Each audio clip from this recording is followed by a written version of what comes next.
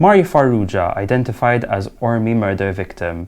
Police charge Mark Camilleri over threatening Rosianne Cotayar, and 14 countries linked to Malta airport drop all travel restrictions.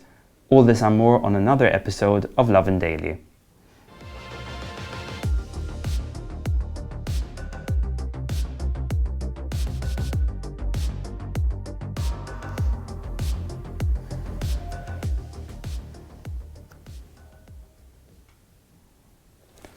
Good evening, Malta and Gozo. Welcome to another episode of Lovin Daily. I am Matt, joined by my co-host John, and we'll be jumping into some breaking news that we've just received. Yes, indeed. So the Malta Police Force has just confirmed that the body that was found inside a car in Ormi just a few days ago does indeed belong to Mario Farrugia, who was reported missing and last seen on the 28th of March in Pembroke, where he's from. So Farrugia, who's age 62 and from Pembroke, was found in the trunk of his car, a grey Peugeot 407 with dozens of stab wounds. A very shocking murder, actually. The latest murder happened in Malta this year.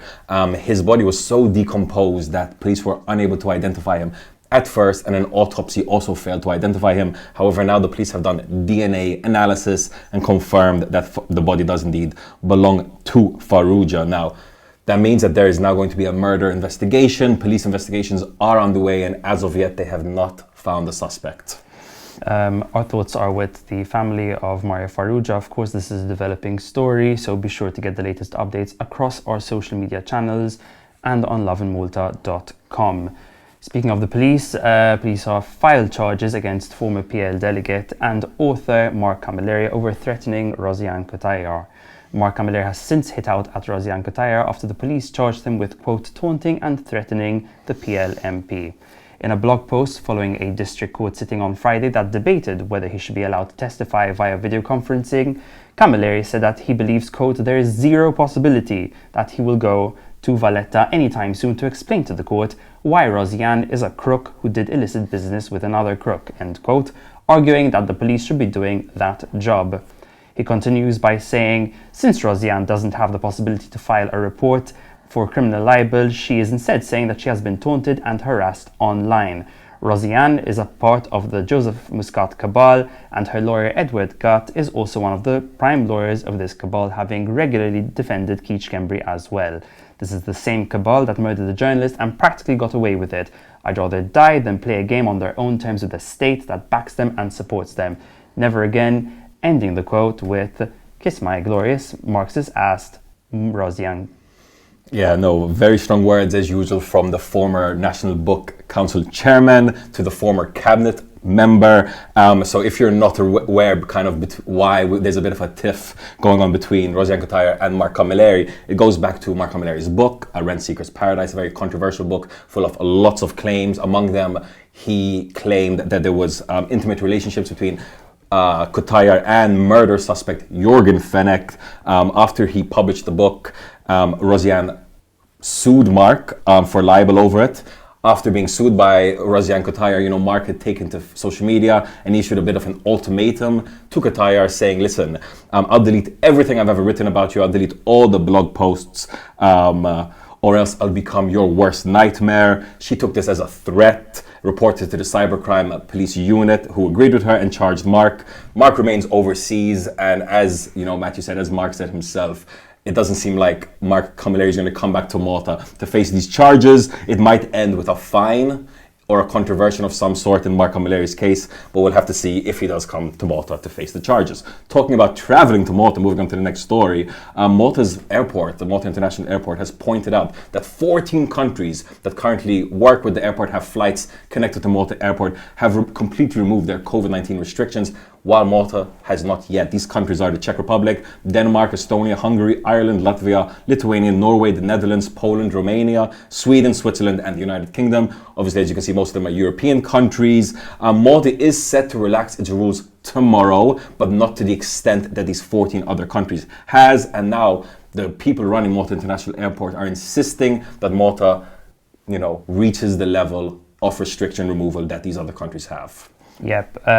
In a statement, the airport published data for January and February of this year, showing that Malta's post-COVID recovery is moving at a slower pace compared to its direct Mediterranean competitors. Locally, we've recovered around 49% of the market we had back in January and February of 2019, compared to Croatia and Portugal, for example, who have recovered 69%, Spain with 68%, Greece with 60%, Cyprus with 55%, and Italy with 54%. Moving on to our fourth story of the day. Name changes for the San Juan street in which Malta's Russian embassy is located do not seem to be on the horizon. There are no plans in this regard for the moment, a spokesperson for the San Juan local council said on this proposed change to be enacted in solidarity with the Ukraine. We questioned them whether the council intends to rename Tre Antonio Shkembri or any of the surrounding streets in honor of the Ukraine.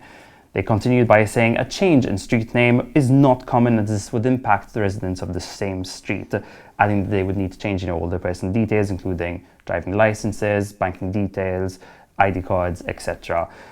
Following Russia's invasion of Ukraine in the last month, the Ukrainian Foreign Ministry launched an online campaign to urge countries around the world to rename streets in which Russian embassies and consulates are situated in, quote, Ukraine Street. You know, this is a very interesting kind of way to show solidarity with Ukraine. However, a lot of people are wondering if it is effective. And in fact, an Irish MEP, Claire Daly, has actually taken on sanctions, which is one of the main ways that many countries around the world are kind of, putting pressure on Russia. According to the Irish MEP Claire Daly, she called for a blanket ban on sanctions, saying sanctions don't do anything but hurt the people of a country and enrage its leaders and do not lead towards peace, but only lead towards war. Very interesting kind of rhetoric on this. We have her video on lovinmalta.com as well as our Instagram pages. So let us know in the comments below kind of if you think that, sanctions as well as renaming streets where Russian embassies are is an effective way of putting pressure on Russia, or if you think some other tact should be taken. Moving on to the final story, a bit of a fun story to end the first half of today's show with. If you were watching TVM last night, you saw the first episode of Shark Tank Malta, an international franchise. There's British versions, American versions, Canadian versions, and now a Maltese version.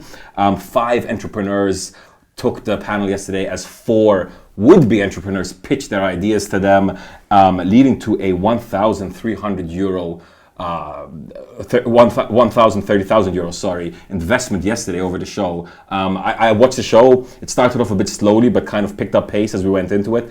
And, as a fan of the international franchise, I was quite excited to see a Maltese version. I know one company, My Mama, a company that gives pregnancy services, obtained quite a decent investment last night, as well as another guy's pitch for how to find pitches, actually, football pitches, football grounds online. So it's very interesting to kind of see Maltese entrepreneurs take it to the next level and go on TV. The episodes are every Sunday at 8:50 p.m. So if you're interested in kind of the business world, kind of hitting up the reality TV world, it seems like Shark Tank Malta might be right up your alley. That brings us to the end of the first part of today's episode. Don't forget that we currently have the Lovin Recommends Epic Foodie giveaway running, with more details coming out on the 20th of April, so stay tuned for more on that. In the meantime, please watch this video from Putin Who Cares as we prepare for a very exciting interview with cancer survivor Martina Fenech.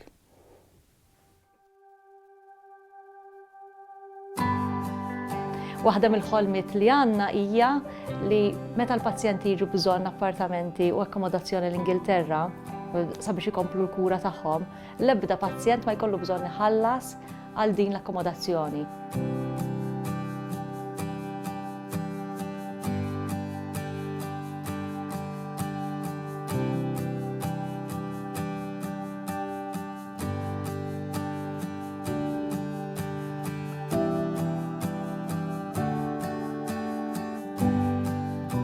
Jekk hemm 3 batijiet fid-dinja, waħda minnhom meta xi ħadd imislek it-tfal. Meta l-affarijiet jibdew diffiċli u jibdu sejrin tajjeb, it-tfal joħorġu karattru. Il-parents kif jaraw lil uliedhom jikkopjaw u jiġġildula huma jiġu jagħmlu kuraġġ ukoll. Jiġifieri l-ambjent daqskemm hu qiebes, daqshekk hu ta' kuraġġ li jbiddillek il-perception lejn il-ħajja meta taħdem hemmhekk. Bekk inti tibqa' pożittiv għaliex tara d-dibissima fuq il-wiċċ ta' tfal, dik il-ħaġa tagħmellek kuraġġ u tibqa' mixi l qudiem.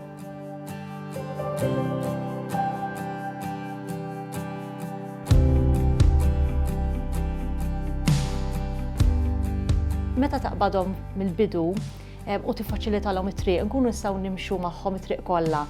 qabel it-treatment, waqt it-treatment u anka wara treatment. Li hemm sabiħ f'ditbatija li hija il-maġġor parti ta' dawn li jsifru ifiequ.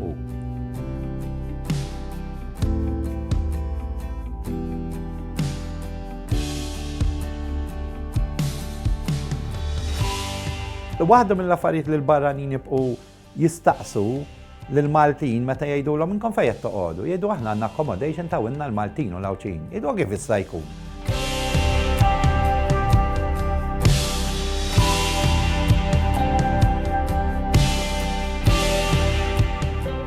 Irnexxielna nsibu binja li hija 10 minuti bil-mixi minn Great Ormond Street Hospital. Immaġina daw ikonna dan huwa walking distance jew 5 minutes bil-karozza u ħajkollhom kollox madwarhom, ma differenza ħadd tagħmel. Aħna ilna 3 snin kważi ma nagħmlu ġabra għal Puttinu. Fil-ġimgħa l-kbira se nagħmlu maratona. Il-gowl ta' din id-darba huwa li nkunu nistgħu nixtruha.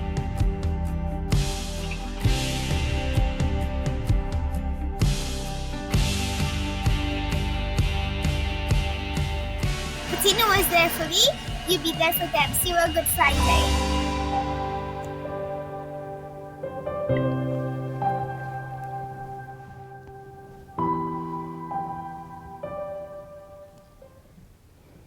And we're back on Lovin Daily. Today we've got a special guest in the building ahead of a very important marathon happening this Good Friday by Puttinu Cares. We've got Martina Fenech, a cancer survivor, here to talk to us a little bit about her experience. Thanks so much for coming in this evening. Thank you for inviting us. Now, Martina, you know, we've written about your story. It's truly brave and inspirational. But for viewers who might not be aware of your story, can you kind of give us a little bit of an introduction to who you are? Yes, so I'm Martina. 10 years ago, I've lost my mother to breast cancer, and 2 months after her passing, I myself was diagnosed with a different cancer.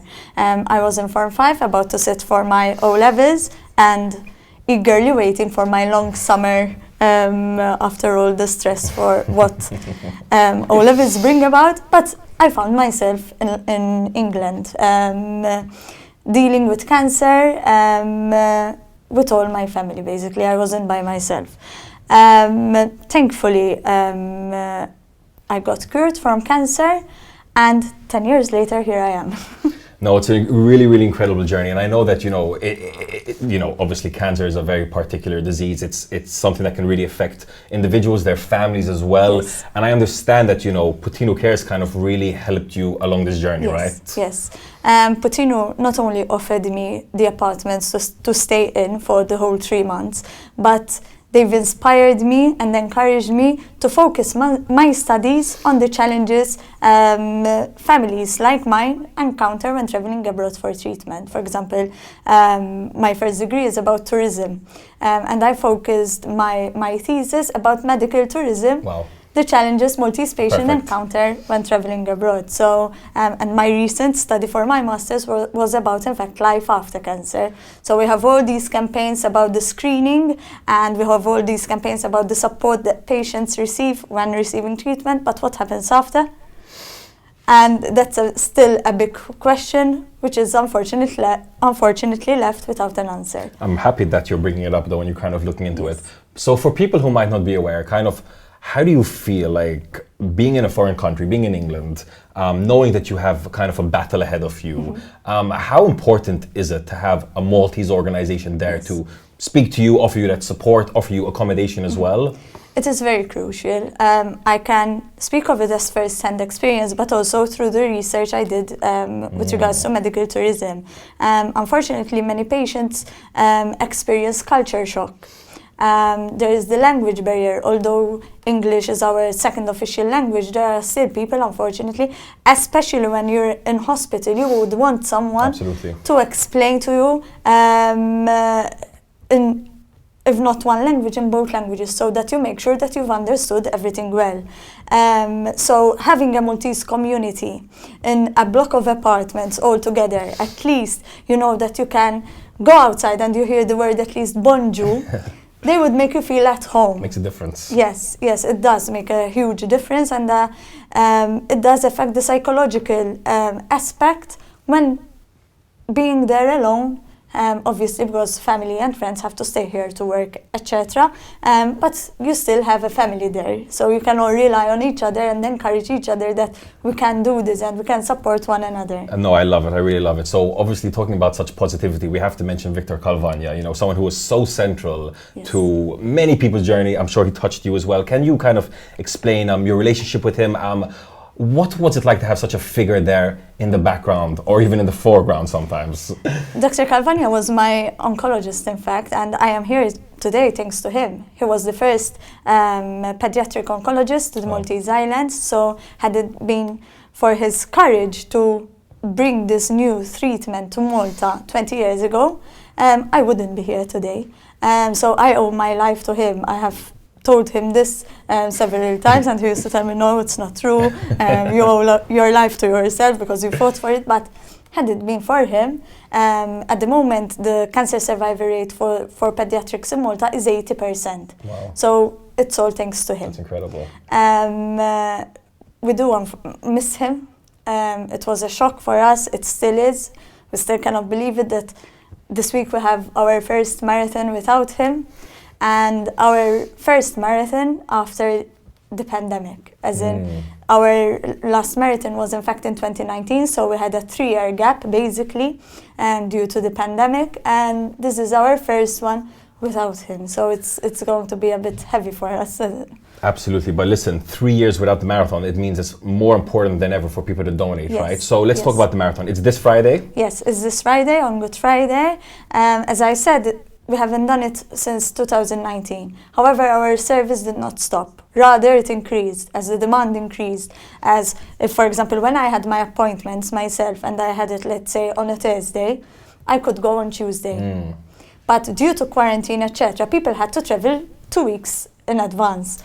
And they had to stay there more to do tests, etc. Extra hassle, extra stress. Exactly. And we couldn't let families share the apartment. So if in one apartment we could at least fit 2 families, we couldn't do that anymore due to the pandemic. So frustrating. So we had to rent extra apartments. We already own 19 apartments. We had to rent an extra 6.